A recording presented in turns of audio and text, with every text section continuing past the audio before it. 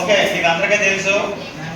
Okay, 2023 August 23వ తారీఖుని 2023 August 23వ తారీఖుని సాయంత్రం 6:04 మన దేశం ప్రయోగించినటువంటి చంద్రయాన్-3 మిషన్ సక్సెస్ఫుల్గా చంద్రమండలం మీదకి, జాబిలి మీదకి ల్యాండ్ అవడం జరిగింది.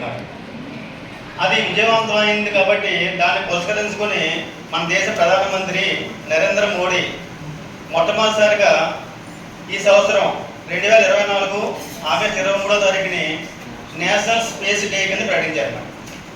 ఒకటి దీని థీమ్ వచ్చేటప్పటికి అంటే ప్రతి మిషన్కి కూడా ఏదైనా సక్సెస్ అవుతుంది దానికి ఒక థీమ్ ఉంటుందన్నమాట. Touching the moon by touching the human lives. అంటే మనకి చంద్రుని తాకడం అంటే మానవ జీవితాలను తాకడమే. దట్ మీన్స్ మానవ జీవితాలను సృష్టించడమే.